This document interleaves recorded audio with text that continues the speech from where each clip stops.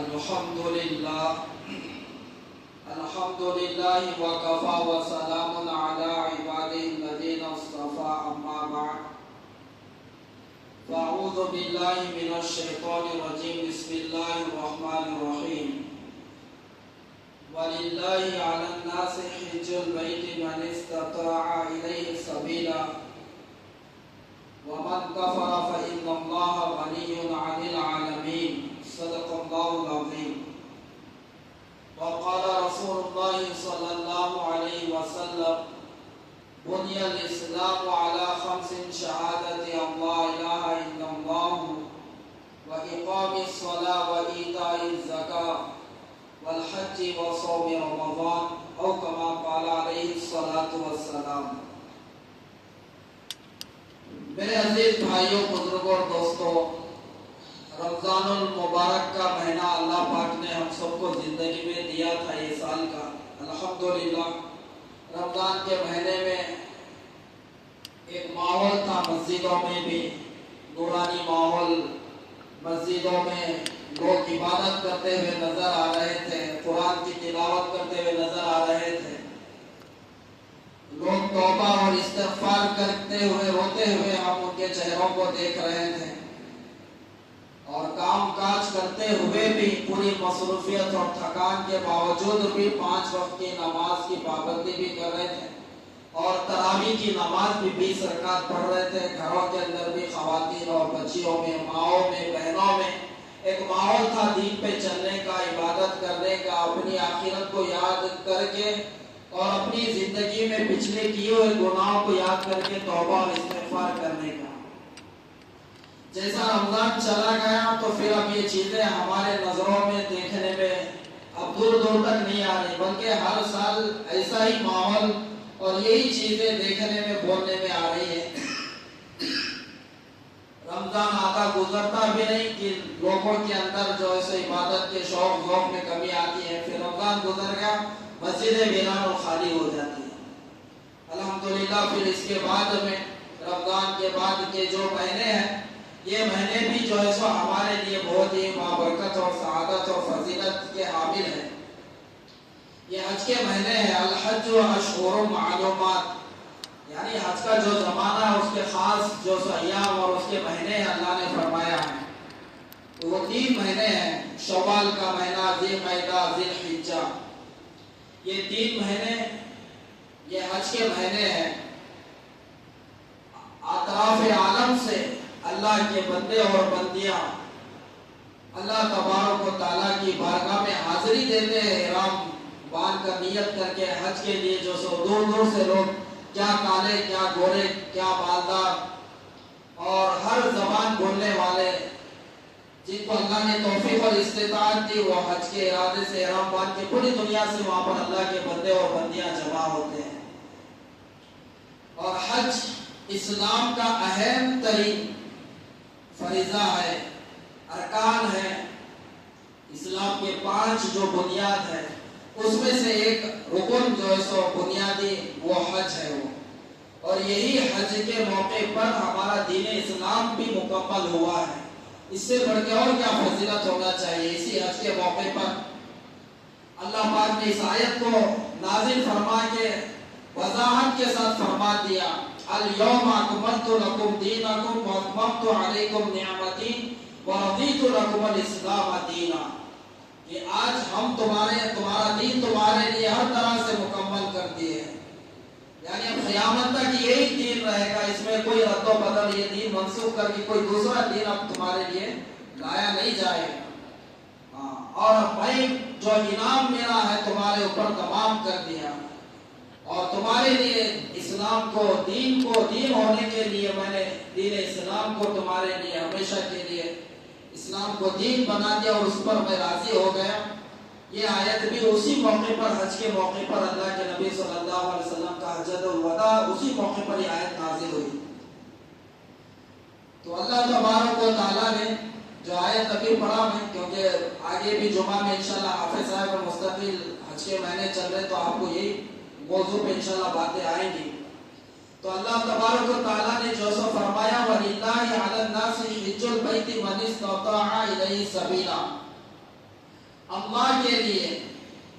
لوگوں کے اوپر حج فرض ہے جن کے پاس استطاعت ہے، یعنی اپنے گھر کے خرچے اخراجات، پیچھے بیوی بال بچوں کی ضروریات کو پوری کرنے کے بعد بھی اگر ہمارے پاس اتنا پیسہ، اتنی استطاعت ہے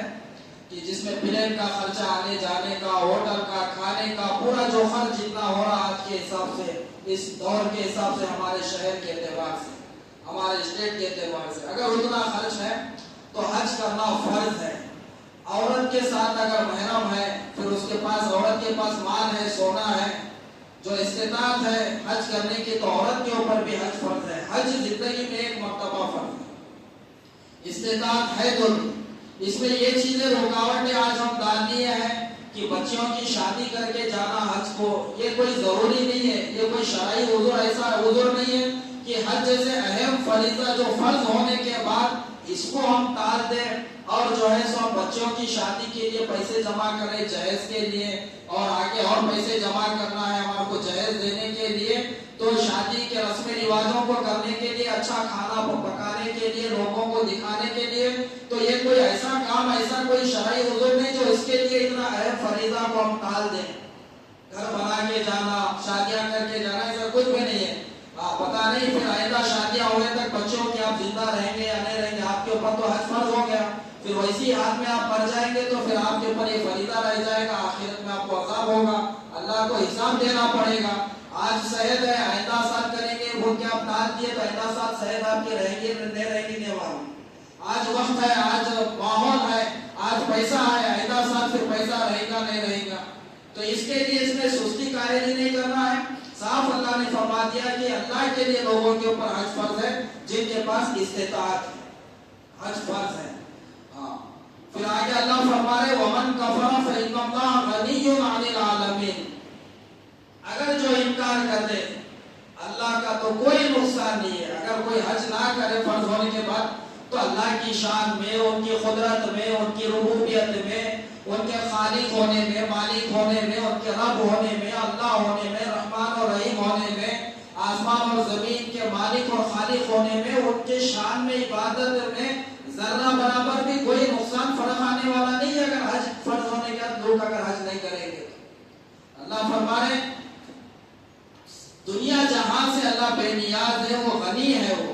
اور حدیث میں بھی اللہ کے نبی صلی اللہ علیہ وسلم نے فرمایا حج فرض ہونے کے بعد استطاعت ہونے کے باوجود اگر وہ حج نہ کریں تو پھر کوئی فرق نہیں، یا تو وہ یہودی ہو کے مرے یا تو نصرانی ہو کے مرے۔ حج فرض ہونے کے بعد نہیں کرنا، مر گیا تو اس کا یہودی جیسا مرنا، یہود جیسا مرا، اس کا مرنا بھی ویسا ہے، نصرانی جیسا مرا، اس کا مرنا بھی ایسا ہی ہے۔ آج ہمارے گھر 20-20 لاکھ روپے بلڈنگ بنانے ہیں، 10 لاکھ کا ولیمہ کرنے پیسے جمع ہے ہمارے پاس، 50 لاکھ روپے کے کاراں خرید رہے ہم لوگ، 1 کروڑ روپے کی پراپرٹی کھیت خریدنے پیسے ہیں، حج فرض ہو گیا لیکن حج کے لیے ہمارے پاس پیسے نہیں ہے۔ اور اتنی وہ وعید آئی ہے کہ اللہ کے نبی جیسے ہمارے شفیق اور رحمت للعالمین نبی کہہ رہے حج فرض ہونے کے بعد اگر حج نہ کرے تو کوئی فرق نہیں ہے اس بات پر، یا تو وہ یہودی ہو کے مرے یا تو وہ نصرانی ہو کے مرے۔ اور حج اتنی بڑی عبادت ہے، اتنی بڑی سعادت ہے، جو اللہ کے لیے حج کرتا ہے وہ حج میں کوئی فحش بات نہیں کرتا، ایسا حج کرے جو اللہ کے لیے، اس میں کوئی فحش بات نہیں، کوئی گناہ نہیں کرتا، اس میں کوئی فسق نہیں، تو پھر وہ ایسا لوٹے گا گھر کو جیسا ماں کے پیٹ سے پیدا ہوا سو دین کھائے۔ اور آج لوگ حج ایک پکنک، ایک گھومنے کا جو سو نام اور نمود کا ذریعہ بنا دیا۔ دیکھو اللہ پاک کی یہاں پر دیکھو حکمت، دیکھو نماز کا حکم دیا اللہ، وَأَقِيمُوا الصَّلَاةَ، اپنا نام نہیں لے، یہاں پر نماز قائم کرو بس۔ وَآتُوا الزَّكَاةَ، زکات کا حکم ہے لیکن اللہ اپنا نام نہیں لے، یہاں پر بس زکات دینا ہے، حکم ہے اللہ کا۔ کتب علیکم الصیام، روزے کا اللہ حکم دیا، قرآن میں اپنا نام نہیں لایا، لیکن حج جیسے فریضے میں اللہ پہلے اپنا نام لایا ہے، لِلَّهِ عَلَى النَّاسِ حِجُّ الْبَيْتِ مَنِ اسْتَطَاعَ إِلَيْهِ سَبِيلًا، اللہ کے لیے لوگوں پر حج فرض ہے جن کے پاس استطاعت ہے۔ حج ایک ایسا عمل ہے کیونکہ یہ چیز دکھ کے آتی ہے، اب تکبر پیدا ہوتا، لوگ نام و نمود کے لیے دنیا میں شہرت کے لیے حج کرنے والے بھی ہیں اتنی مشقت اٹھا کے، ہاں نہیں صاحب اب میں حج کر کے آیا، میرا نام عبد الکریم نہیں، حاجی عبد الکریم،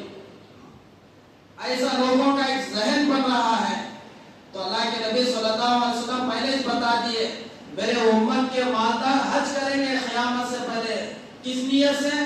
سیر و تفریح کی نیت سے، گھومنے پھرنے کیا ہے کیسا ہے، مکہ کرتے مدینہ کرتے، وہاں کے بلڈنگاں کیسے، ہاں وہاں کی جگہ کیسی، وہاں کا کھانا کیسا، ہوا کیسا، پانی کیسا، یہ مقصد ان کا رہے گا۔ اللہ کو راضی کرنا ہے، یہ اسلام کا رکن ہے، یہ دین کا حصہ ہے، میرے اوپر فرض ہے، اس سے میری آخرت بنتی ہے، یہ میرے کو کرنا ہے، یہ جذبہ یہ نیت نہیں ہوگی، مقصد کیا ہوگا مالداروں کا حج کرنے کا؟ سیر و تفریح، گھومیں گے پھریں گے، فوٹو لیں گے، ویڈیو بنائیں گے، لوگوں کو دکھائیں گے، ایئرپورٹ پہ فوٹو لے کے ویڈیو لے کے وہاں پر فوٹو ویڈیو اتاریں گے، روزے کا مدینے کا مکے پر، پورا اسی کام میں ان کا سفر گزر گیا۔ اللہ راضی مقصود نہیں ہے، اللہ کو راضی کرنا بس یہی چیز ہے۔ کہاں گئے ایسا کہیں کچھ بھی نہیں، نہ حج سے پہلے وضو سیکھے، نہ طہارت کے مسائل سیکھے، نہ تو نماز ان کی درست، نہ تو قرآن کے سورے ان کے درست، کچھ بھی نہیں، نہ تو صفا مروہ پہاڑی کے صحیح کا طریقہ کچھ بھی نہیں، کیا بھی نہیں، بس گئے آگے۔ اسی طرح امت کے میرے جو ہے سو درمیان کے جو لوگ ہوں گے وہ تجارت کی غرض سے جائیں گے، مزاح کے کاروبار کریں گے، تجارت کریں گے، لوگ آتے بیچیں گے، پیسے کمائیں گے، اور امت کے غریب طبقے کے لوگ بھیک مانگنے کے واسطے حج کریں گے، وہاں جا کے لوگ بھیک مانگیں گے یہ غرض سے، اور امت کے مالدار ریا دکھلاوا، فلانے مولانا کے 10 حج ہو گئے، اب ان کے 15 ہو گئے، ان کے 20 ہو گئے، اس طرح سے۔ تو میرے عزیز بھائیوں بزرگوں اور دوستوں بس جائزہ لے لو، کیونکہ اور مہینہ اس کے بعد کا بھی مہینہ ہے، اس کے ابراہیم علیہ السلام کی پوری سیرت پہ بھی آپ کے سامنے انشاءاللہ بات آئے گی، اور جو سو قربانی کے مسائل بھی، فضائل بھی، پھر انشاءاللہ ابراہیم علیہ السلام کی پوری توحید کی پوری دعوت اور ان کی قربانی، ان کا فلسطین میں جانا اور مکہ مکرمہ کی وہ وادی میں سرزمین میں بھی بچے کو چھوڑنا اللہ کے دین کے لیے قربانیاں دینا، یہ سب چیزیں آگے آئیں گی۔ لیکن ابھی جو ماحول ہے ہمارے پورے ہندوستان میں جو وقف کا چل رہا ہے، رمضان کے بعد سے یہ حکومت کی طرف سے جو آزمائش اللہ کی طرف سے، حکومت کی طرف سے زیادتی، ظلم زیادتی ہمارے اوپر ہو رہی ہے، علماء کی پوری توجہ اس وقت اسی کے اوپر ہے۔ پورے علماء ہمارے جتنے اکابرین ہیں، جتنے بھی مسلک کے علماء ہیں، اکابر ہیں، اس وقت بس یہ جو بل پاس ہوا ہے،